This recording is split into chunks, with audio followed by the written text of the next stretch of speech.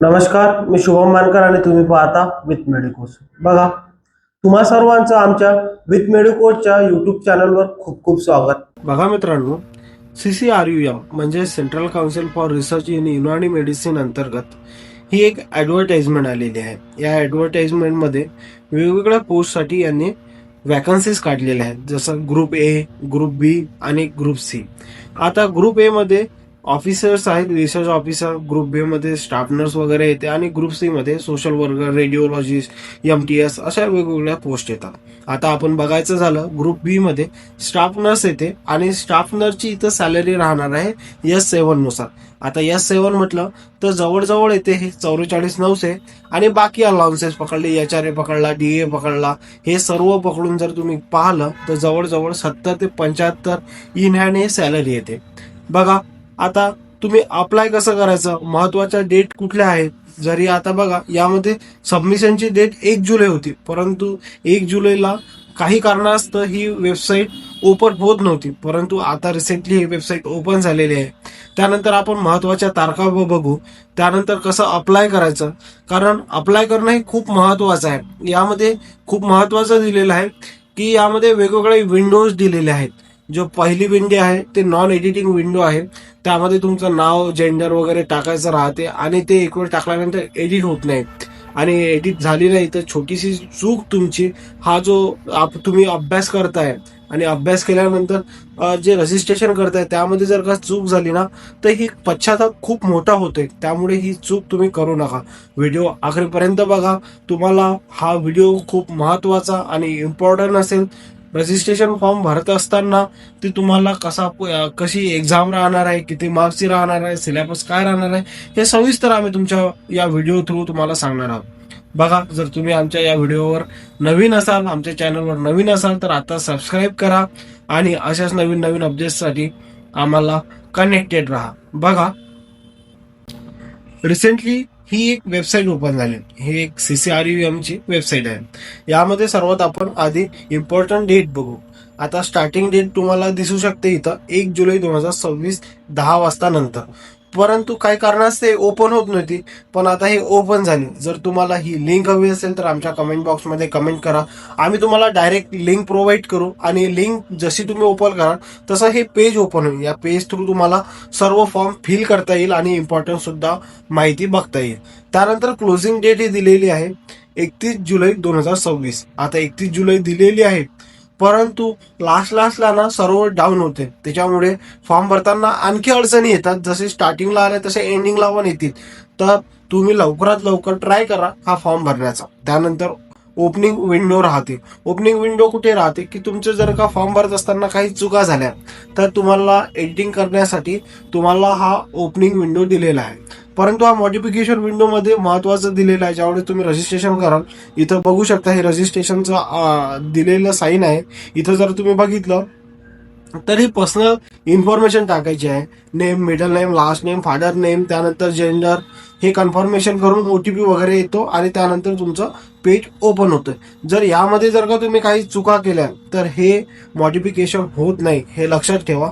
त्यामुळे मॉडिफिकेशन करत असताना किंवा फॉर्म फिल करत असताना काळजीपूर्वक फॉर्म भरा. बघा, हे मॉडिफिकेशन विंडो 5 ऑगस्ट 2026 ला बंद होईल. त्यानंतर तुम्हाला फ्री स्ट्रक्चर काय राहणार आहे ते बघा. फ्री स्ट्रक्चर पाहिलं तर जनरली SC, ST, PWD, त्यानंतर EWS, वुमेन, एक सर्व्हिसमॅन यांच्यासाठी 0 फी आहे. आता तुम्ही म्हणाल सर इथं तुम्ही 0 फी सांगत आहात आणि इथं 500 रुपये दिलेले आहे. हे 500 रुपये प्रोसेसिंग फी आहे. हे प्रोसेसिंग फी तुम्हाला प्रत्येकाला लागेल, परंतु जर तुम्ही रिझर्व्ह कॅटेगरीमध्ये येत असाल तर फक्त तुम्हाला प्रोसेसिंग फी लागेल. अदरवाईज फॉर्म भरण्याची कुठलीही फी लागणार नाही. जर तुम्ही अनरिझर्व्ह मध्ये येत असाल किंवा OBC मध्ये येत असाल तर तुम्हाला ग्रुप ए साठी पोस्ट आहेत. आता कुठल्या पोस्ट आहेत ते पुढे बघू, परंतु जर ग्रुप ए साठी तुम्ही अप्लाय करत असाल तर 1500 रुपये फी, आणि या वेगवेगळ्या कॅटेगरीमध्ये असाल, रिझर्व्ह कॅटेगरीमध्ये तर तुम्हाला 500 रुपये फी. ग्रुप बी मध्ये तुम्ही बघू शकता OBC साठी आणि ओपन साठी 1000 रुपये आणि रिझर्व्ह साठी 500 रुपये. ग्रुप सी साठी तसे सोशल वर्कर वगैरे ते आपण पुढे बघूच, त्यासाठी तुम्हाला 800 रुपये आणि प्रोसेसिंग फी 500 रुपये तुम्हाला टोटल लागेल. त्यानंतर आपण इथं पोस्ट बघू शकतो. ग्रुप ए मध्ये पोस्ट दिलेला आहे रिसर्च ऑफिसरच्या, युनानीमध्ये दिलेला आहे, पॅथॉलॉजीमध्ये दिले आणि फिजिओलॉजीमध्ये दिले. टोटल ह्या जवळजवळ 19 जागा आहेत, त्या तुम्ही फिल करू शकता. त्यानंतर आपण ग्रुप बी साठी बघायचं झालं तर इथं टोटल 37 वॅकन्सीज दिलेल्या आहेत. 37 वॅकन्सीमध्ये आपण स्टाफ नर्सचं बघितलं तर इथं 7 वॅकन्सी दिलेल्या आहेत. त्यामध्ये SC साठी 2, ST साठी 1, OBC साठी 3 आणि EWS साठी 1, अशा टोटल 7 वॅकन्सी दिलेल्या आहेत. बघा, आता स्टाफ नर्सचं बघायचं झालं तर यासाठी इलिजिबिलिटी क्रायटेरिया काय आहे? तुमचं BSc नर्सिंग असणं गरजेचं आहे. जर तुमचं BSc नर्सिंग असेल तर तुम्हाला कुठल्याही प्रकारचा एक्सपिरियन्स लागणार नाही. जर तुमचं GNM झालेलं असेल तर तुम्हाला इथे 50 बेडेड हॉस्पिटलचा मिनिमम 1 वर्षाचा एक्सपिरियन्स असणं गरजेचं आहे. ते सुद्धा लक्षात ठेवा, 31 जुलै 2026 पर्यंत तुमचा 1 वर्षाचा एक्सपिरियन्स सर्टिफिकेट तुमच्याकडे असणं गरजेचं आहे. त्यानंतर आपण डिटेल डॉक्युमेंट बघूच काय काय पाहिजे ते आपण नंतर बघू. त्यानंतर जर पाहिलं आपण पोस्ट सी साठी म्हणजेच क्लास 3 ऑफिसरसाठी, तर त्यामध्ये फार्मासिस्ट येतात, सोशल वर्कर येतात, रेडिओग्राफर येतात आणि बाकी सुद्धा पोस्ट आहे त्यामध्ये, MTS वगैरे, हे तुम्ही बघू शकता. अप्लाय कसं करायचं? अप्लाय करत असताना तुम्हाला महत्वाच्या 9 स्टेप तुम्हाला अप्लाय करायचे आहे. 9 स्टेपमध्ये तुमचं पहिल्या स्टेपमध्ये येते रजिस्ट्रेशन तुम्ही बघू शकता. जर मी रजिस्ट्रेशनमध्ये गेलो तर इथं सर्व इन्फॉर्मेशन येते. इन्फॉर्मेशनमध्ये बघा, लक्षात ठेवा रजिस्ट्रेशनमध्ये ना तुमची नॉन मॉडिफिकेशन विंडो आहे. नॉन मॉडिफिकेशन विंडो म्हणजे तुम्हाला एक वेळ टाकल्यानंतर इथं काहीही एडिट करता येणार नाही. म्हणून ही इन्फॉर्मेशन भरत असताना काळजीपूर्वक भरा. बघा, यामध्ये तुमचं फुल नेम, त्यानंतर father name, mother name, gender, date of birth, mobile number, email ID, त्यानंतर ID प्रूफ लागते. आता ID प्रूफ म्हटलं तर वोटिंग ID, पासपोर्ट, त्यानंतर PAN card, driving licence, Aadhaar card कुठलंही टाकू शकता आणि तुम्ही इथं अप्लाय करू शकता. हे झाल्यानंतर तुम्हाला इथं कॅप्शन टाकून OTP साठी तुम्हाला अप्लाय करावं लागेल. OTP साठी तुम्हाला एक मोबाईल नंबर सोबत OTP आणि एक ईमेल ID सोबत OTP, आणि त्यानंतरची प्रोसेस तुम्हाला जे इन्फॉर्मेशन आहे ते 2 स्टेपमध्ये भरावे लागते. एक मध्ये येईल तुमची पर्सनल इन्फॉर्मेशन सर्व तुम्हाला फिल करावं लागेल. त्यानंतर येईल तुम्हाला एज्युकेशनल इन्फॉर्मेशन भरावं लागेल आणि त्यानंतर तुम्हाला भरावं लागेल तुमचे डॉक्युमेंट्स अप्लाय करायला लागतील. आता डॉक्युमेंट्स काय काय अप्लाय करायचे आपण नेक्स्ट स्टेपमध्ये बघू. ते झाल्यानंतर तुम्हाला लास्टला पेमेंट भरायचं आहे आणि पेमेंट झाल्यानंतर तुमचा फॉर्म फिल होईल. आता बघा, त्यासाठी तुम्हाला कोणकोणते डॉक्युमेंट हवे आहेत ते बघा. सर्वात आधी तुमचा एक पासपोर्ट फोटो हवा आहे. पासपोर्ट फोटो हा तुमचा सिंपल मध्ये काढायला हवा. तुमच्या डोळ्यामध्ये चष्मा किंवा डोक्यावर टोपी नसायला एक सिंपल फोटो काढायला पाहिजे आणि फोटो हा 50 ते 100 KB असायला पाहिजे. त्यानंतर तुमची सिग्नेचर हवी, जे अपलोड करण्यासाठी हवी आहे. सिग्नेचरसाठी तुम्ही लक्षात ठेवा, ओनली ब्लॅक इंक पेन असणं गरजेचं आहे आणि व्हाईट पेजवर तुम्हाला सिग्नेचर करून हे सिग्नेचरची साईज जवळजवळ 20 ते 50 KB असणं गरजेचं आहे. त्यानंतर तुमचं एक ओळखपत्रामध्ये तुम्ही काही पण यूज करू शकता. पॅन कार्ड, आधार कार्ड, वोटिंग ID, त्याच्यानंतर पासपोर्ट, हे काहीही यूज करू शकता. त्यानंतर शैक्षणिक पात्रतेसाठी तुम्हाला कुठले डॉक्युमेंट पाहिजेत तर 10वीचे जे पण सर्टिफिकेट आहेत ते असणं गरजेचं आहे.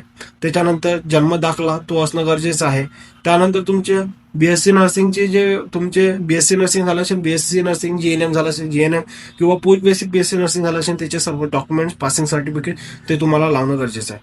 त्यानंतर महत्वाचं, महाराष्ट्र नर्सिंग काउन्सिल किंवा INC कडचं तुमचं एक महत्वाचं महाराष्ट्र नर्सिंग काउन्सिलचं किंवा नर्सिंग काउन्सिलचं रजिस्ट्रेशन असणं गरजेचं आहे.